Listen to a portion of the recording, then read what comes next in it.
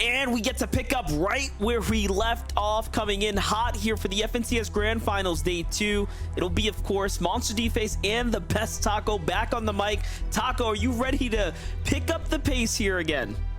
Look, MDF, after witnessing the greatness that took place in EU earlier today, I have never been more excited, especially when you factor in, just as the analyst has told, our top 10 here today. It's going to be a lot of work to maintain it. We talked a lot about how things worked for players yesterday, what all went right. However, we didn't really get to dive. There isn't enough time to dive into the adjustments. What will players do today as we start to come in? Who's going to have the better strategies here? For Baka and Pars, it seems like they're going straight to their trusty drop 50-50 and just go for it. Attack, as is Aaron and company. And for game one, Baka Pars a little bit sharper here as they manage to get the eliminations off the drop, which is fantastic for the pacing here for Baka Pars. Had they not actually been eliminated those two games, we'd see them very well also inside that top 5, which is a scary sight to think about how, again, how well contested teams are playing today, Taco. Probably one of my favorite parts about these two-day formats, MDF, is the fact that after the conclusion of day one, whenever you actually take to socials and you start sifting through the things that everyone is saying, and the only message that seemed to be unanimously shared with all of our North America competitors is they just wanted to play here today. The excitement, the amount of tension that really started to develop, because it's like that moment where things sink in. You conclude game number 6, and then remember, you still have a fresh 6 to work with. But the point multiplier is what's really going to, I think, determine the actual pacing here today. And we are seeing some teams trying to make those necessary adjustments, trying not to find themselves elim too early on, even if they are contested at their drops, like Day and Redux. That's right, a win is going to mean even more, but an early elimination is going to hurt that much more as well. So pacing is going to be incredibly important here today. All in all, right now, Day and Redux have a lot of rethinking, recalibrating to do, as yesterday was not the performance that they were looking for. And right now, we're seeing a much better Day here, ending his battles fast and swift alongside Redux. And this is the type of movement we expected to see from them early on, and so far so good. So well played for Day and Redux as they pick up a nice set of eliminations. On the other side, Cold and Acorn pressing the gas pedal here as well up against Mason and NPen, and Mason's down. He's not even going to go for any type of trickery there, but get the full finish instead, quickly wrapping up the battle, and NPen's just left running here. And let's not forget, Muzz and Paper are just to the north, so for a full-on head-to-head clash, this is a little bit uncharacteristic of Cold and Acorn's early drop as far as what we've seen so far. But this is the result of Cold and Acorn. They recognize the fact Mason and NPen, they were actually the first duo to take the Society Medallion here at Fencing Fields. You can see Cold now with that Mythic Striker in his loadout. That's an unfortunate circumstance as well for NPen, because not only does he have to wait until Cold and Acorn are through digging into the vault, taking all the best loot, he's also just going to be super delayed in terms of trying to find a search strategy now, because when you're operating as a solo, you can't really afford to try and exchange damage this early on when the only focus you have is just recovering your teammate. And with no eliminations, actually, Taco, what are the chances that they were winning the engagement, but the NPC got the last tag? Tick. It might have actually happened, because you did see there was an AI under the ramp, and I thought at first that was surely NPen, but no, it was just an AI. I believe they have been essentially bested by the AI for the knock. And they won't get the elimination credit early on, but they still do, of course, get to reap all the rewards and the benefits of the engagement either way. 6 points farmed by the NPC instead of Cold. But that is, it's still tragic, but that's definitely an elim that Acorn and Cold are likely going to look to try and recover elsewhere. At the very least, they still managed to get their way into the vault. You see these teams now, Peterbot, Pollo, Ritual trying to prioritize these forecast towers, making sure to protect them as well, just getting set up super early on, because you have to anticipate that there's going to be at least one other team that's going to look to challenge some of our duos setting up base around these forecast towers. Yeah, definitely. And Peterbot and Boyo, I like this little angle that Boyo's holding here, even waiting to put the ramp out. But unfortunately doesn't get the tags that he is looking for. You can see Peterbot's positioned likely on the other side of this mountain as well, just trying to hold the outskirts of the zone here. So it's not just about getting, of course, the forecast tower, but it is equally important to continue to maintain your surge status here. And this is why they're getting active there on the outskirts. We jump onto the other side of Yamzo and Rise, and this is a very interesting situation here, as they don't realize that there is a team inside the bush just above Rise. It's Edgy, it's Tavern. We've seen Edgy and Tavern play incredibly ready yesterday up against Acorn and everyone else here at the farms. And yep, you can see they're right in the same spot more or less, but they've been spotted out by another duo, and Rise should surely get all the information he needs here at this point. And not just that, but I believe Yamzo maybe even saw some of the walls that were being placed by Edgy and Tavern.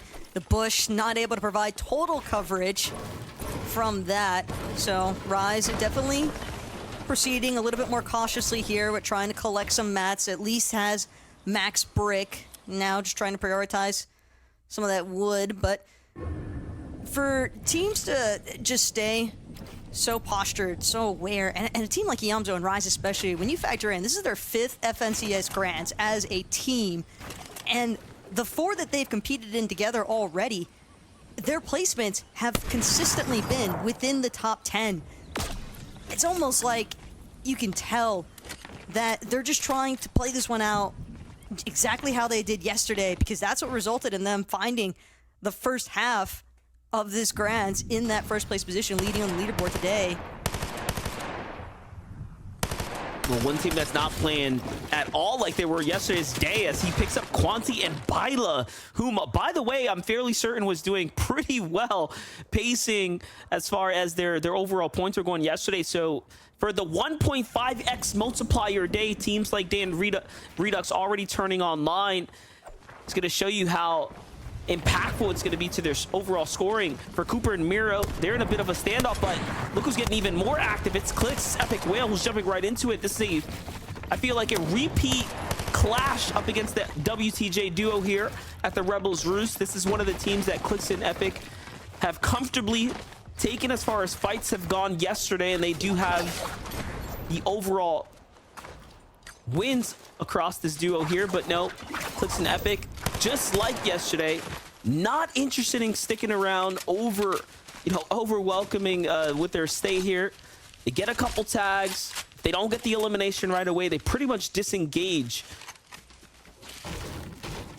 Clix and Epic have certainly had a tendency to kind of stray this way over towards Rebels Roost.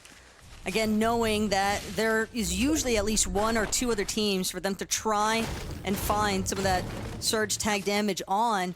But Clix is right there with you, MDF. He recognizes the fact this is not an engagement. I need to force, and essentially we'll just back off. Don't know if he was able to really exchange many shots before we tapped into his perspective, but check back in later on to see how he's faring. Right now, Pars, Baka, they just want to confirm their cash, but they've got to deal with the likes of Peterbot and Poyo first.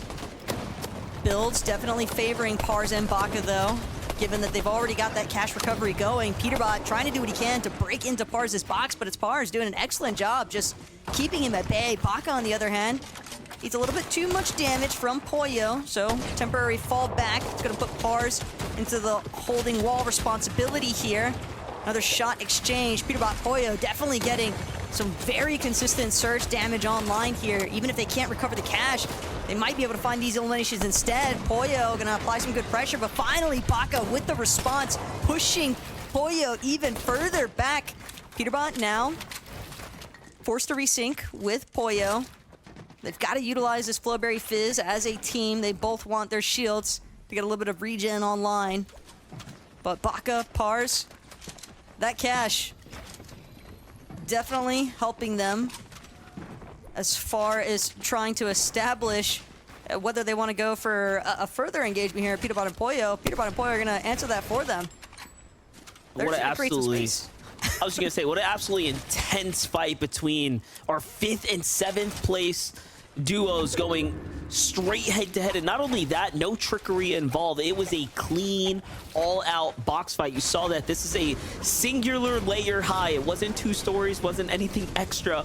Just a clean, high-level fight. You love to see it. Well, while this is all happening, there's plenty of action happening everywhere as well. Want to keep you completely dialed in. Taking a look at how Rise and Yamzo are continuing to find themselves in the mix here. Yamzo jumping in. You have down bodies of Bacon and TK here off to the side. Other teams fighting south the Ruin Reels, but they don't care. The grapple hook is going to allow them to close the distance, get their eliminations, get the finishes, and more importantly, set themselves up for success here. And Yamzo and Rise are that sleeper duo to keep an eye out on, as they have the most victory royales this weekend so far. TK, though, probably kicking himself for that one. Not sure what led to the fall in the first place, but the fall damage is going to be what sparked that initial knock. And Yamzo and Rise, they're all for it. I mean, when you get a freebie elimination served up to you like that, MDF, don't know many teams that wouldn't look to try and follow up with even further pressure. Tough start to the day. Bacon and TK as well, just encountering some very unique struggles in their day 1 competition, but it's the mental fortitude, I think, at this point that could really be the ultimate separating factor between the top end of that leaderboard and the bottom half. And Muzz Paper, they're certainly not a team that's going to be content with their current 10th place standing. They want to pack a punch, and they want it to start here in game number 7. You can see Muzz, how adamant he's being, constantly scoping their area to see if there is a possibility for them to look for a little bit of follow-up. They can get even 1 tag online, a shield crack.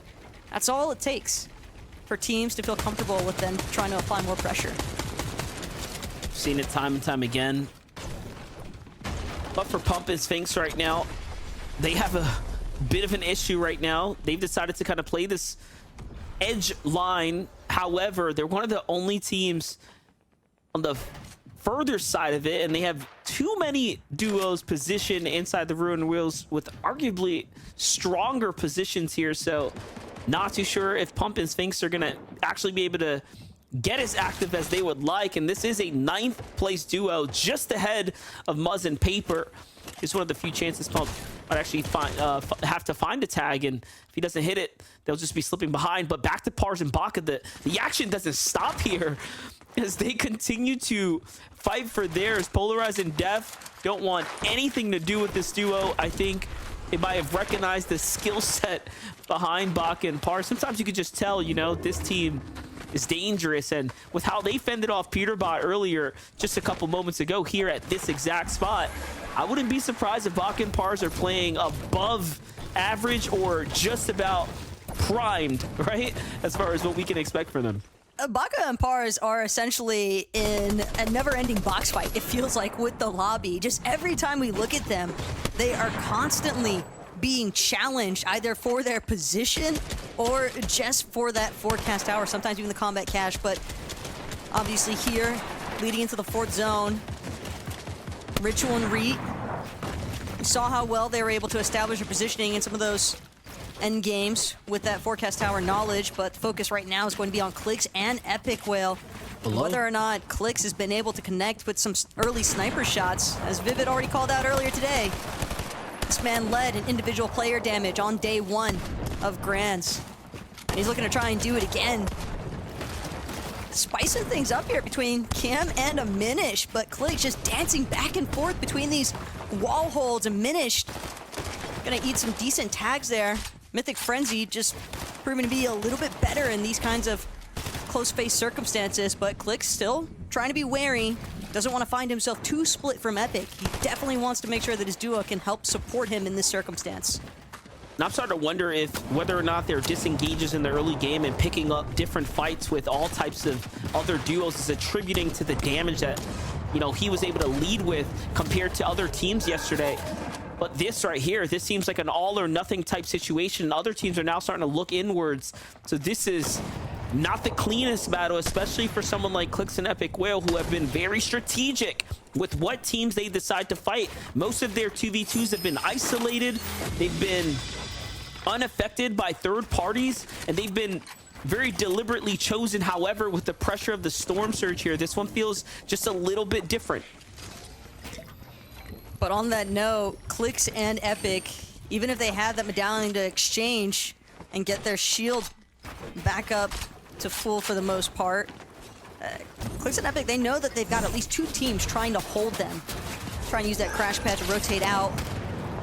Yamzo, on the other hand, now Hound, Aiden, trying to do what they can, but it almost seems as if there's another team taking notice. No, it's actually just that surge damage with the assist there for Yamzo and Rise, but still another big collection piece for Yamzo and Rise. Just more points being added on to the total count.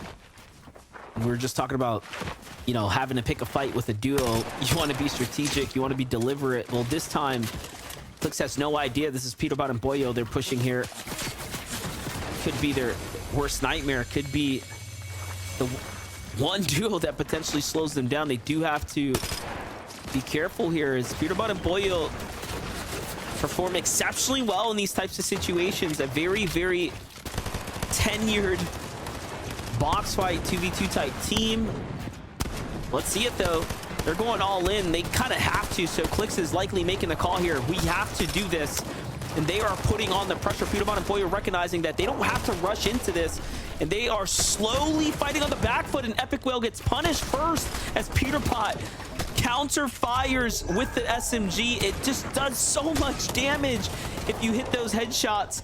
And Clix putting up an incredibly great defense here as Peterbot is hurt, Boyo is hurt, and Clix successfully defends off in a 2v1 right now and continuing the pressure here, but he's got to save his teammate, and instead Epic drops the max for Clix. What is happening right here? So Clix is actually going to go for this fight here instead of playing for the pickup. It might be a fatal error, but the punishment is so good, and Clix does it again. Clix is actually putting in so much work right now. Might have dealt just enough damage. Peterbot, Boyo, they've got to reconsider. This is no longer a battle they can stay active in. Clix with the revive of the century, their game one extension that Clix just managed to buy for himself and Epic Whale is massive, because Epic should have been elim by rights there to Boyo and Peterbot had it not been for Clix. But you can see here in the replay, Peterbot, such a sick angle onto Epic. He's so focused on Boyo, loses track of the line of sight that Peterbot had while Epic was looking for that right side peek, and just really well played. But even better still was Clix, because at the end of the day, he came in for the rescue and it played off. This is like an absolutely incredible situation to be in for Peterbot and Boyo, who have heavy mats, so they'll be able to like bounce back, but they don't have heals. But Cooper and Miro fall to Clix and Epic Whale, who, by the way, had no material, so they make another desperate play to jump in on a team. In fact, we get to watch that back one more time. Take a look at what happens here. They crash pad in, they see Cooper building, they see shots coming in, and right into the box, Clix gets inside, and then they push down Miro, who was in the bush next door. You just cannot prepare for that untimely demise of a duo landing on you, and Clix and Epic Whale have just completely shut down the momentum of, you know, arguably some of their biggest competition, the global champions.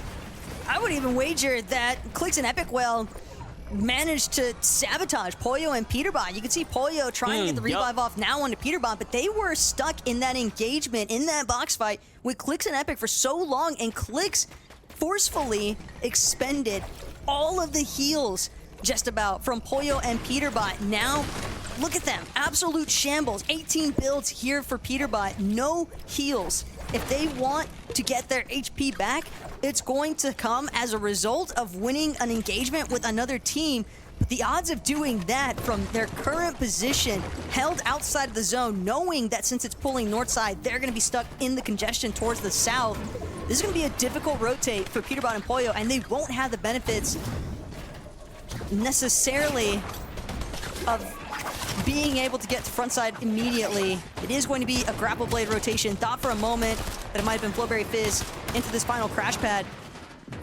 Peterbot instead, a little bit of trouble, spotted out, but will manage to use this natural cliff face as some slight protection.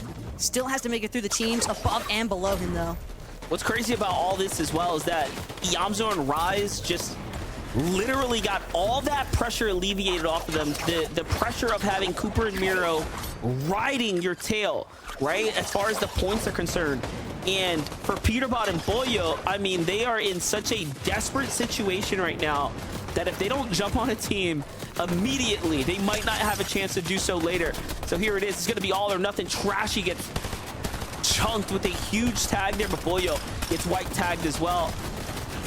And if Peterbot can't find this elimination, I'm not sure if he ever will. But the server starts to turn in on Trashy, and I love that he just waits. He says, wait a second, let everyone else do the work. All we have to do is get the material. That is what they need right now, is material, not necessarily the eliminations here. They need to stay alive for placement point, more importantly, of course. Oh, but look, it's Yamzo and Rise right below them. This is just not going to get any easier. It's such a familiar position, too, to see Yamzo and Rise trying to control the low ground. They will successfully manage to pick up the loot that they so desperately needed off of that elim, but at the same time, they still have to keep things moving, and it's not like it was an exorbitant amount of mats either. Peterbot and Boyo most certainly going on the hunt still to see if they can secure another elimination, another refresh, because that's what they still need more than anything else. And Reet, without Ritual, as a solo, trying to still pose a little bit of a threat here, just taking advantage of all the teams rotating ahead of him, getting some shots out for surge tag damage, but trying to be wary, kind of hanging towards that backside of the zone as well. Still gonna build up for height though, which he needs tags. Yeah, he's going for it. I absolutely respect it. And look, all of our top teams are just in so much trouble. Cold and Acorn now left as a solo. Once again, Cold here looking like a repeat performance of yesterday, where Cold was left to try to clutch out an end game by himself, and luckily for him, he does have plenty to work with.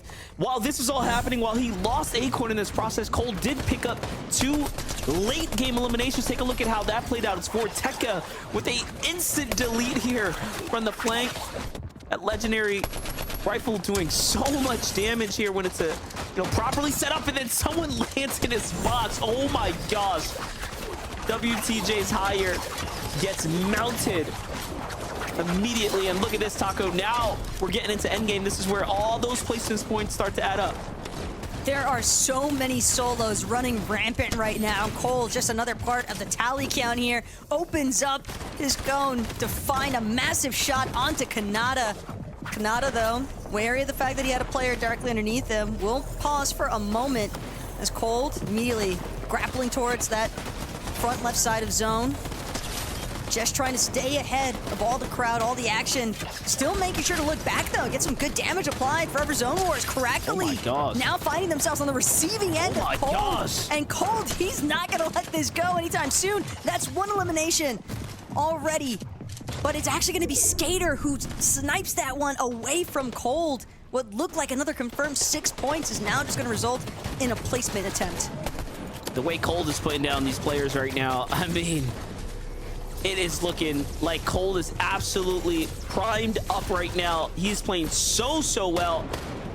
And look, even gonna go for the smart placement play here just to go ahead and hold it out. Really allow things to happen in front of him here. He's gonna buy himself plenty of time, and somehow Reet is still alive.